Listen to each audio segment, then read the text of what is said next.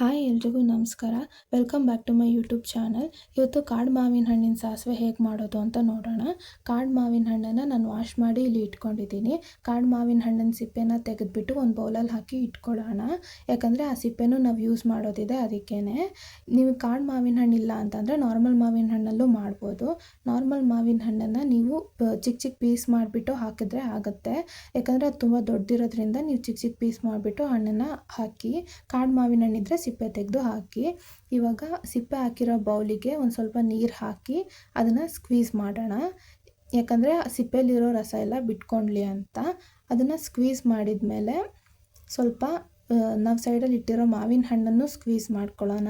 ಯಾಕಂದರೆ ಹಣ್ಣು ತುಂಬ ಸ್ವಲ್ಪ ಗಟ್ಟಿ ಇರೋದ್ರಿಂದ ಅದರೊಳಗೆ ನಾವು ಮಾಡೋ ಪೇಸ್ಟ್ ಹೋಗಿ ಸೇರಿಕೊಂಡ್ರೆ ಅದು ಟೇಸ್ಟ್ ಬರೋದು. ಹಾಗಾಗಿ ಹಣ್ಣನ್ನು ಸ್ವಲ್ಪ ಕೈಯಲ್ಲಿ ಪ್ರೆಸ್ ಮಾಡಿ ಇಡ್ತಾ ಇದ್ದೀನಿ.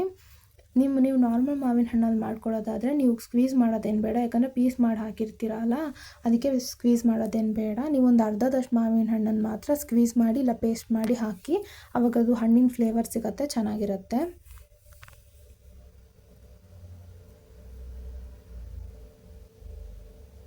ಎಲ್ಲ ಹಣ್ಣನ್ನು ಸ್ವಲ್ಪ ಲೈಟಾಗಿ ಪ್ರೆಸ್ ಮಾಡಿ ಇಟ್ಟಾದಮೇಲೆ ಆ ಮಾವಿನ ಹಣ್ಣು ಸ್ಕ್ವೀಸ್ ಮಾಡಿರೋ ಸಿಪ್ಪೆಯಲ್ಲಿರೋ ರಸನ ತೆಗೆದು ಈ ಹಣ್ಣಿಗೆ ಮಿಕ್ಸ್ ಮಾಡಿ ಅದನ್ನು ಸೈಡಲ್ಲಿ ಇಡೋಣ. ಇವಾಗ ಮಸಾಲೆಗೆ ಏನೇನು ಬೇಕು ಅಂತ ನೋಡ್ಕೊಳ್ಳೋಣ.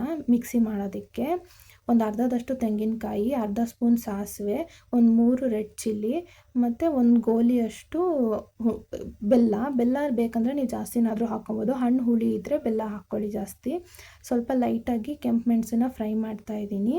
ಇದನ್ನು ಫ್ರೈ ಮಾಡಾದಮೇಲೆ ಆ ಬಾಣಲಿನ ಗ್ಯಾಸನ್ನು ಆಫ್ ಮಾಡಿಬಿಟ್ಟು ಆ ಬಾಣಲಿ ಬಿಸಿ ಇರುತ್ತಲ್ಲ ಅದರಲ್ಲೇ ಸಾಸಿವೆನೂ ಫ್ರೈ ಮಾಡ್ಕೊತಾ ಇದ್ದೀನಿ.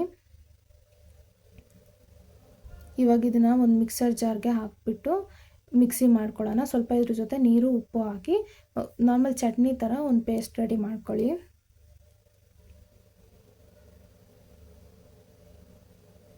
ನೀವು ಬೆಲ್ಲ ಇವಾಗ ಹಾಕಿಲ್ಲ ಅಂದರೆ ಬೇಕಂದರೆ ಡೈರೆಕ್ಟ್ ಹಣ್ಣಿಗೆ ಹಾಕಿನೂ ಮಿಕ್ಸ್ ಮಾಡ್ಕೊಬೋದು. ಇವಾಗ ನಾವು ರೆಡಿ ಮಾಡಿರೋ ಪೇಸ್ಟ್ನ ಈ ಹಣ್ಣಿಗೆ ಹಾಕಿ ಮಿಕ್ಸ್ ಮಾಡಿ ಇಟ್ಕೊತಾ ಇದ್ದೀವಿ. ಇಷ್ಟು ಮಾಡಿದ್ರೆ ಸಾಕು. ನೀವು ಆಯಿಲ್ ಏನೂ ಬೇಡ ಅಂತಂದರೆ ಇಷ್ಟು ಮಾಡಿದರೆ ಸಾಕು. ಪರವಾಗಿಲ್ಲ ಅಂತ ಅಂದರೆ ಬೇಕಂದರೆ ಒಂದು ಒಗ್ಗರಣೆ ಮಾಡ್ಕೊಳ್ಳಿ. ಒಗ್ಗರಣೆಗೆ ಏನೇನು ಬೇಕಂದರೆ ಒಂದು 5-6ರಷ್ಟು ಕರಿಬೇವು, ಒಂದು ಚಿಲ್ಲಿನ ಪೀಸ್ ಮಾಡಿ ಇಟ್ಕೊಂಡಿದ್ದೀನಿ, ಒಂದು 1/4 ಸ್ಪೂನು ಸಾಸಿವೆ, ಒಂದು ಚಿಕ್ಕ ಪ್ಯಾನ್ಗೆ ಒಂದು ಆಯಿಲ್ ಬಿಸಿ ಆಗ್ತಿದ್ದಂಗೆ ಸ್ವಲ್ಪ ಮೆಣಸು ಹಾಕಿದ್ದೀನಿ. ಸಾಸಿವೆ ಫಸ್ಟೇ ಹಾಕಿದ್ರೆ ಚಟಪಟ ಅಂತ ಎಲ್ಲ ಕಡೆ ಹಾರೋಗುತ್ತೆ, ಅದಕ್ಕೇ. ಆಮೇಲೆ ಒಂದು 5-6 ಕರಿಬೇವು ಹಾಕಿದ್ದೀನಿ. ಇವಾಗ ಲಾಸ್ಟಲ್ಲಿ ಸಾಸಿವೆ ಹಾಕಿ ಅದನ್ನು ಸ್ವಲ್ಪ ಮಿಕ್ಸ್ ಮಾಡಿದರೆ ಅದೆಲ್ಲ ಫ್ರೈ ಆಗುತ್ತೆ. ಇವಾಗ ಅದನ್ನು ತೆಗೆದುಬಿಟ್ಟು ನಾವು ಮಾಡಿರೋ ಸಾಸಿವೆಗೆ ಹಾಕಿ ಮಿಕ್ಸ್ ಮಾಡಿದರೆ ಕಾಡು ಮಾವಿನ ಹಣ್ಣಿನ ಸಾಸಿವೆ ರೆಡಿ ಆಗಿರುತ್ತೆ. ಉಪ್ಪೇನಾದರೂ ಸ್ವಲ್ಪ ಹೆಚ್ಚು ಕಡಿಮೆ ಇದ್ದರೆ ಇವಾಗಲೂ ಹಾಕಿ ನೀವು ಮಿಕ್ಸ್ ಮಾಡ್ಕೊಬೋದು.